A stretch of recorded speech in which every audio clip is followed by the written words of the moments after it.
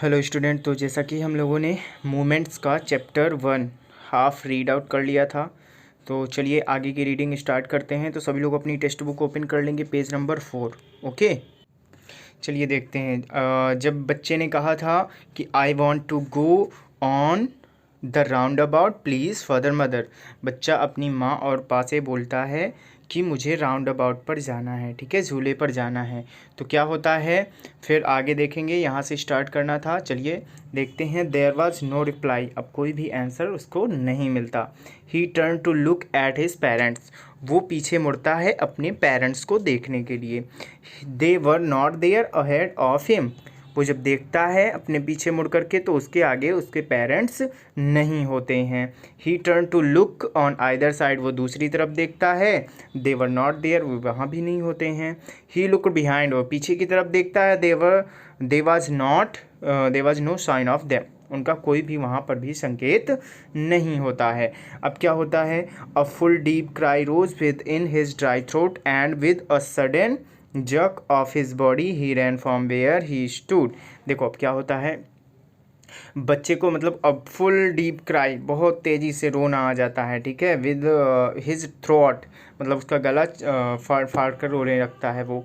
And with a sudden jerk of his body, और उसकी जो बॉडी होती है वो क्या होने लगती है, झटके मारने की तरफ से कांपने लगती है।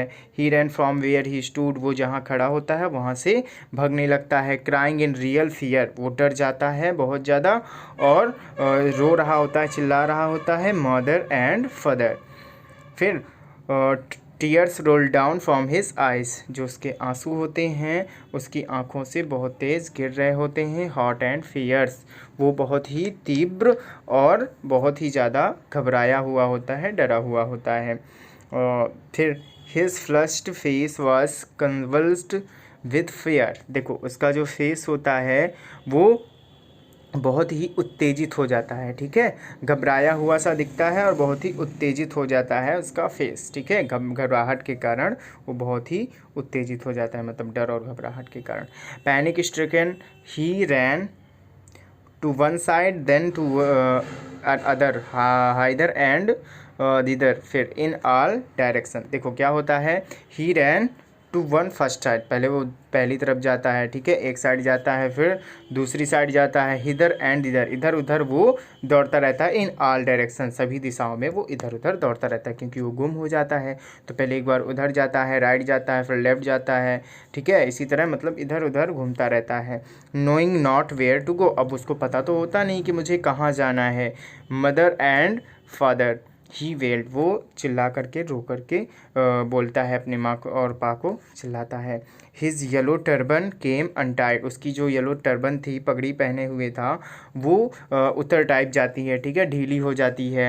And his clothes became muddy, और उसके जो कपड़े होते हैं वो गंदे हो जाते हैं, ठीक है, क्योंकि इधर उधर वो दौड़ रहा होता है, उसके कपड़े गंदे हो जाते हैं। फिर having run to and fro in a rage of running for a while, देखो टू एंड फ्रो यहाँ पर दिया गया है, इसका मतलब होता है इधर एंड इधर उधर, वो दौड़ रहा होता है इधर से उधर। फिर in a race of running for a while, मतलब कि बहुत तेज़ दौड़ रहा होता है कुछ समय। फिर क्या होता है, ही स्टूड डिफीटेड, जब वो थक जाता है थोड़ा सा तो हार करके वो खड़ा हो जाता है। ही क्राइज सप्रेस्ड इनटू सॉब, जो देखो हिज क्राइज, जो उसका रोना था, बहुत तेज चिल्ला रहा था, तो वो अब सिसकियों में बदल जाता है। At little distance on the green grass he could see through his family's eyes, his filmy eyes men and women talking. देखो अब क्या होता है कि एट लिटिल डिस्टेंस, कुछ दूरी पर वो देखता है कि कुछ मैन और वुमेन होते हैं जो कि खड़े होते हैं, ठीक है, ग्रीन ग्रास पर, on the green grass he could C, green grass पर खड़े होते हैं और अपनी फिल्मी आइज से वो क्या करते हैं, मतलब कि मैन एंड वुमेन टॉकिंग कर रहे होते हैं, बात कर रहे होते हैं एक दूसरे से। तो he try to look intently among the patches of the bright yellow cloths but there was no sign of his father and mother. देखो अब वो क्या करता है, वो उधर की तरफ देखता है, ठीक है, अपनी निगाहों से देखता है कि इंटेंटली, मतलब उत्सुकता से देखता है कि कहीं उसके जो ब्राइट येलो क्लॉथेस, जो कपड़े पहने हुए खड़े थे लोग, तो but there was no sign, वो देखता है कि शायद उसके माता और पिता मिल जाएं, लेकिन वहाँ पर भी कोई संकेत उनका नहीं मिलता है, उसके माता और पिता नहीं दिखाई देते हैं उन पीपल के बीच। Who seem to laugh and talk just for the sake of laughing and talking. देखो, और वो क्या कर रहे होते हैं, वो मतलब कि हंसने और बातें करने के लिए, मतलब एक दूसरे से मजाक करने के लिए एज लाइक, ठीक है, और चैट करने के लिए, बातें करने के लिए वो अपना एक दूसरे से बात कर रहे होते हैं और हंस रहे होते हैं। He ran quickly again, this time to a screen to watch people seem to be crowding। वो दोबारा तेज़ी से दौड़ता है, this time to a screen मतलब कि वो इस बार एक मंदिर की तरफ दौड़ता है जिधर से लोगों की बहुत सारी भीड़ आती हुई दिखाई देती है। Every little inch of space here was congested with man, मतलब वहाँ पर इंच भर जगह भी नहीं थी, बहुत सारे आदमी लोग कंजेस्टेड थे, भरे हुए थे। But he ran through people's leg, लेकिन वो लोगों के पैरों के नीचे से दौड़ता हुआ इधर उधर दौड़ रहा था। हिज लिटिल सॉब लिंगरिंग, और उसकी जो धीरे धीरे जो सिसकी थी वो बोल रही थी मदर एंड फादर, मतलब धीरे धीरे सिसकी लेता हुआ बोल रहा था। Near the entrance to the temple, वो जब टेम्पल के एंट्रेंस पर पहुंचता है उसके पास, तो where the crowd became very thick, वहाँ पर बहुत ज़्यादा भीड़ हो जाती है, ठीक है, एंट्रेंस द्वार पर बहुत ज़्यादा भीड़ होती है। मैन जॉस्लेट इधर, एक दूसरे को आदमी लोग धक्का दे रहे होते हैं, जिनमें से हैवी मैन होते हैं विद फ्लैशिंग, मतलब कि उनकी आइज़ चमक रही होती हैं, मर्डरस आइज़ होती हैं, खतरनाक मतलब भयानक सी आंखें होती हैं उनकी, हैफ्टी सोल्जर्स होते हैं और भारी भरकम उनके सोल्जर्स होते हैं। तो ऐसे मैन एक दूसरे को धक्का दे रहे होते हैं। The poor child struggle to thrust away between their feet, मतलब कि वो बचता हुआ, उनके धक्कों से बचता हुआ एक रास्ता खोज रहा होता है उनके पैरों के नीचे से। Knock to and fro by their brutal movements, मतलब कि उनके जो निर्दयी गति थी उससे बचने के लिए वो इधर उधर जा रहा होता है। He might have been trampled under foot, मतलब कि वो लगभग उन पैरों के नीचे आने ही वाला होता है। Had he not shrieked at the highest pitch of voice, मतलब कि तब वो बहुत ज़्यादा तेज़ आवाज़ में नहीं चीख सकता था, ठीक है। फादर एंड मदर, मतलब कि वो चीखा तो उसकी आवाज़ ज़्यादा तेज़ नहीं थी बट उसने चीखा। तो a man in the surging crowd heard his cry, एक मैन था जो कि उस भीड़ में फंसा हुआ था, उसने उसका रोना सुना। स्टूपिंग विद ग्रेट डिफ़िकल्टी, वो झुका बहुत ही मतलब डिफ़िकल्टी से क्योंकि बहुत ज़्यादा भीड़ थी। Lifted him up his arm, वो उसको अपनी बाहों में उठा लेता है। फिर how did you get here child, उससे पूछता है कि बच्चे तुम यहाँ कैसे हो। हुज बेबी आर यू, मतलब कि तुम किसके बच्चे हो। The man asked he steered clear of mass, मतलब वो धीरे से आवाज़ में उसको प्यार भरी आवाज़ में पूछता है, मतलब कि उसको शांति देना चाहता है क्योंकि वो बहुत रो रहा होता है। The child wept more bitterly, तब फिर बच्चे को जब वो गोद में उठा लेता है तो और तेज़ी से रोने लगता है जो उससे पूछता है। Then ever now only he cried, और वो फिर रोता ही रहता है, चुप नहीं होता है, ठीक है। He want my I want my mother, I want my father, वो कहता है मुझे मेरी माता और पिता चाहिए।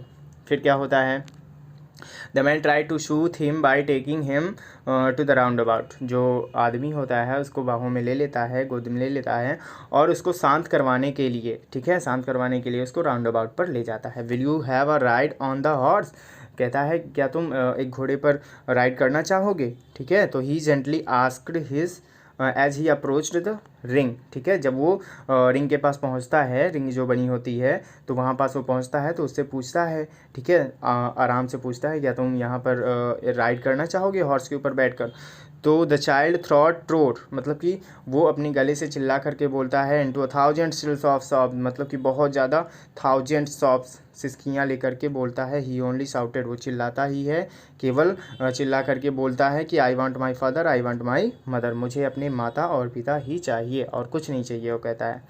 फिर इसके बाद अब वो जो आदमी होता है वो क्या करता है, उसका ध्यान भटकाने के लिए, ठीक है, उसका ध्यान place where the snake charmers still played flute of swang cobra, देखो फिर जाता है दूसरी जगह उसको लेकर के। अब वहाँ जो सपेरा होता है, पहले मेंशन किया गया था कि वो सपेरे के पास जाता है तो पहले वो सुनना चाहता है, वैसी टोन सुनना चाहता है, बट वैसा म्यूजिक उसके पिताजी लोग बोलते हैं, पेरेंट्स बोलते हैं कि ऐसा म्यूजिक अच्छा नहीं होता है, नहीं सुनना चाहिए।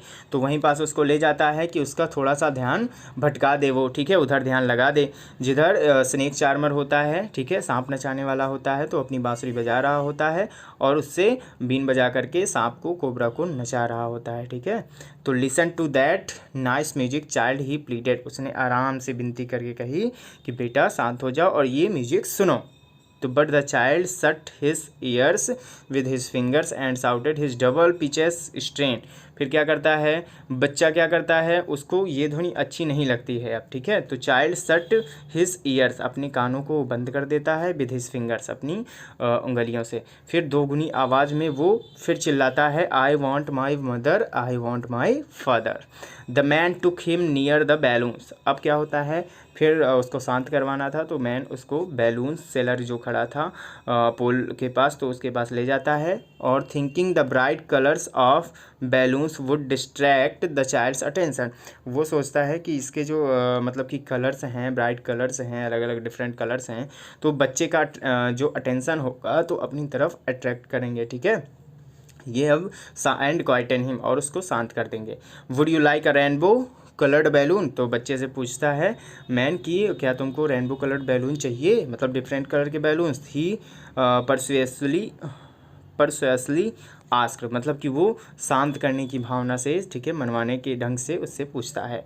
The child turned his eyes, जो बच्चा होता है अपनी आंखों को बंद कर लेता है, from the flying balloons and just soft, जो बैलून्स उड़ रहे होते हैं उनको देख करके अपनी आंखें बंद कर लेता है और फिर से सिसकी लेके बोलता है, आई want my mother, I want my father, ठीक है।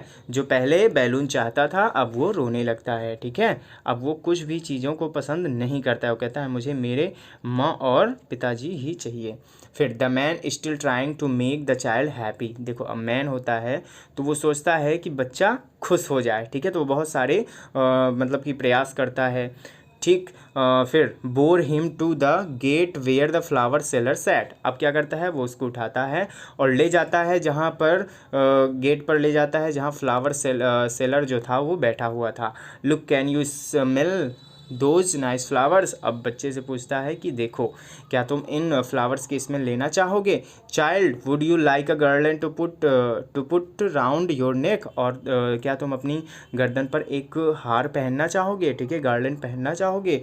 तो बच्चा क्या करता है, the child turned his nose, okay. Child जो होता है अपनी नोज़ को टर्न कर लेता है, दूसरी तरफ घुमा लेता है। फिर from the basket and retreated his stop, और वो फिर से अपनी सिसकियों को दोहराता है और धीरे से बोलता है, I want my father, I want my mother, ठीक है। फिर thinking to humour his disconsolate charge by a gift of sweets. देखो अब वो सोचता है, जो मैन होता है तो वो सोचता है कि इसको मैं इसकी मनोवृत्ति को चेंज करने के लिए इसको स्वीट को देता हूँ, ठीक है, एक गिफ्ट देता हूँ स्वीट का, कि जिससे कि इसकी मनोवृत्ति चेंज हो जाए और ये हंसने लगे, ठीक है।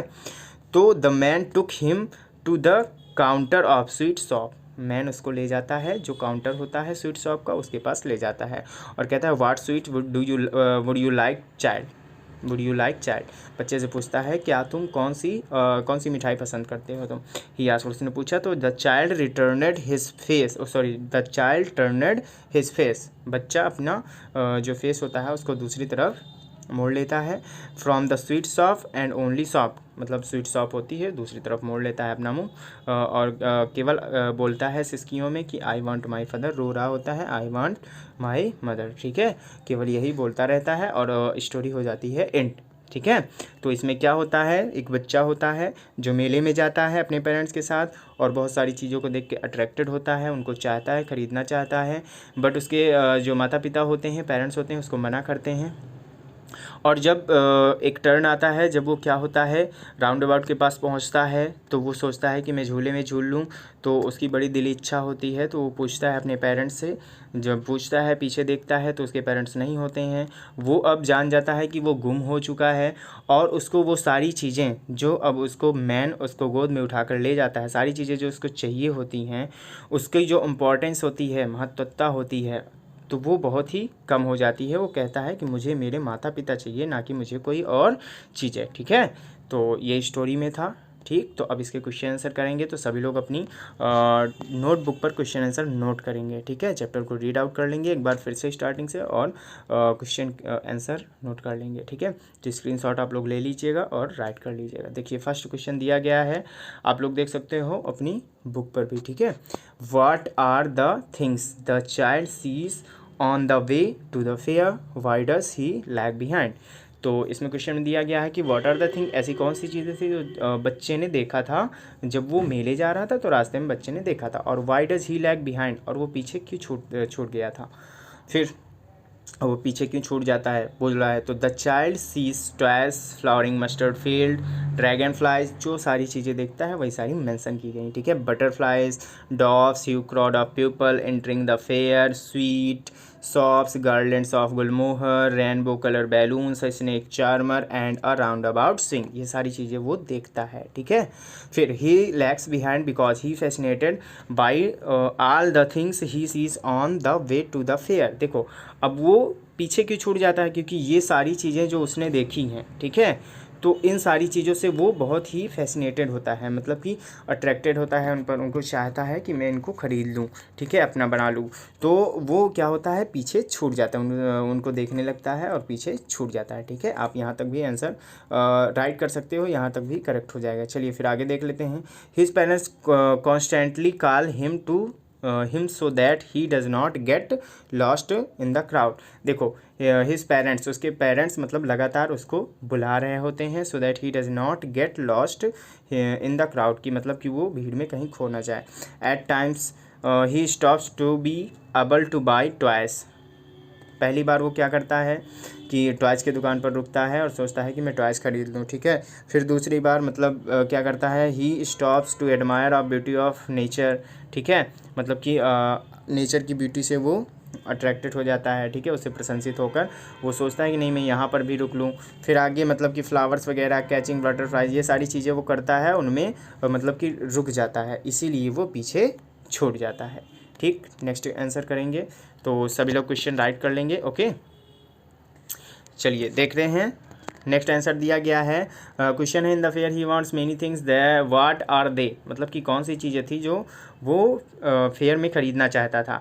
And why does he move on without waiting for answer, और क्यों फिर वो बिना कोई आंसर के, बिना कोई प्रतिक्रिया के अपने पेरेंट्स की आगे बढ़ता चला जाता है।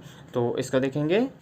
तो देखिए answer, the child wants to many things. ठीक है, वो बहुत सारी चीज़ें फेयर में ख़रीदना चाहता है। He wants to have toys, different sweets, garland, balloon, different colours and has a keen desire to enjoy the roundabout. ठीक है, सारी चीज़ें हैं, आपको दोबारा से मेंशन की गई हैं, आपको लर्न करने में ज़्यादा दिक्कत नहीं होने वाली है। फिर उसके बाद he moves on without waiting, वो चलता रहता है without waiting for an answer, मतलब कि वो बिना किसी उत्तर, बिना किसी प्रतिक्रिया के वो चलता रहता है। Because whenever he stop to see things, वो जानता होता है और उसने जब भी कभी मतलब कि चीज़ों को देखने के लिए रुका वो, तो his parents gave him a cautionary called कुछ कम चाइल्ड कम, तो उसके पिताजी ने उसको मतलब ध्यानपूर्वक उसको बुलाया कि कम चाइल्ड कम, इधर आओ, कहीं खो ना जाओ। ठीक है, तो वो जानता था कि मेरे पेरेंट्स मुझको ये सारी चीज़ें लेने से मना कर देंगे।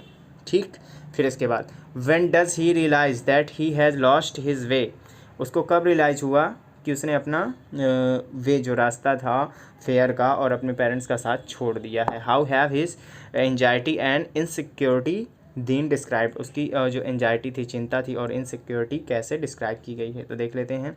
The child sees a roundabout, जो बच्चा होता है एक राउंड अबाउट को देखता है मेले में, and get attracted to it, और उस पर आकर्षित हो जाता है, सोचता है कि मैं भी राउंड अबाउट पर जाऊँ। He wants to have a ride on it, हाँ वो चाहता है कि मैं उस पर राइड करूँ।